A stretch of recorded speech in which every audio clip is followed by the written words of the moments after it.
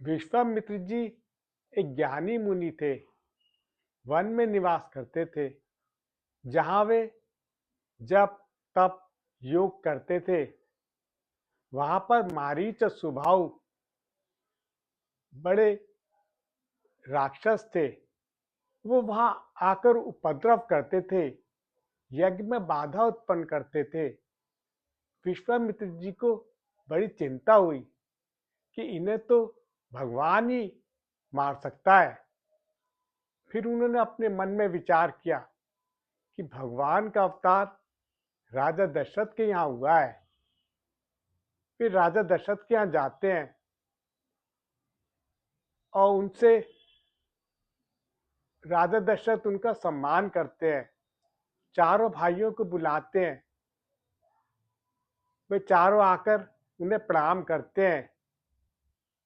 रामचंद्र जी की एक अद्भुत विशेषता यह है कि उनका अत्यंत लुभावना स्वरूप है। जो भी उन्हें देखता है वो मंत्रमुग्ध हो जाता है। जब रामचंद्र जी आते हैं और विश्वामित्र जी को प्रणाम करते हैं तो उन्हें देखकर विश्वामित्र जी अपने देह की सुध बुध भूल जाते हैं और वे उनके मुख की शोभा को देखकर ऐसे मग्न हो जाते हैं जैसे पूर्ण चंद्रमा को देखकर चकोर लुभा गया हो। फिर वे राजा दशरथ से कहते हैं कि मुझे यज्ञ की रक्षा के लिए राम लक्ष्मण दे दीजिए। यह सुनकर राजा दशरथ का हृदय कांप जाता है। उनके मुख की कांति फीकी पड़ जाती है। फिर वशिष्ठ जी उन्हें समझाते हैं और उनके समझाने से ही राजा दशरथ का संदेह नाश होता है। राम लक्ष्मण को लेकर वे प्रस्थान करते हैं। रामचंद्र जी की एक विशिष्ट पहचान ये है कि वे दीन दयालु हैं। मार्ग में जाते हुए मुनि रामचंद्र जी को ताड़का दिखाते हैं। ताड़का राक्षसी जब शब्द सुनती है तो वो क्रोध करके दौड़ती है।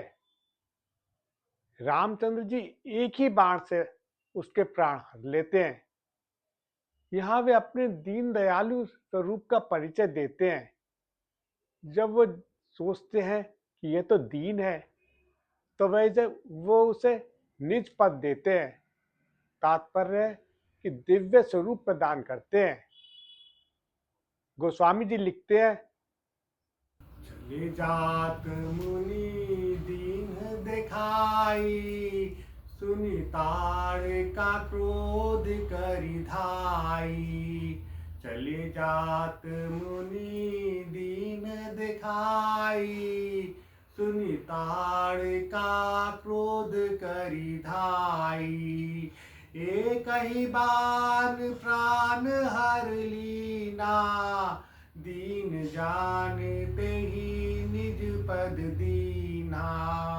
एक ही बान प्राण हर लीना, दीन जानते ही निज पद दीना। रामचंद्र जी अत्यंत पराक्रमी है। वो युद्ध विद्या में अत्यंत निपुण है। जब विश्वामित्र जी के साथ वो आश्रम में पहुंचते हैं तो वे उनसे कहते हैं कि आप निडर होकर यज्ञ कीजिए। वे यज्ञ करते हैं और रामचंद्र जी रखवाली करते हैं। जब ये समाचार मारीच सुबाहु को मिलता है तो वे अपने सहायकों को लेकर दौड़ते हैं। रामचंद्र जी बिना फल वाले वार से मारीच का वध कर देते हैं और अग्नि बाण से सुबाहु का वध कर देते हैं। लक्ष्मण जी सारी सेना का संहार कर देते हैं। रामचंद्र जी ब्राह्मणों को निर्भय कर देते हैं। कुछ दिन और वहां ब्राह्मणों पर दया करके वहां रहते हैं।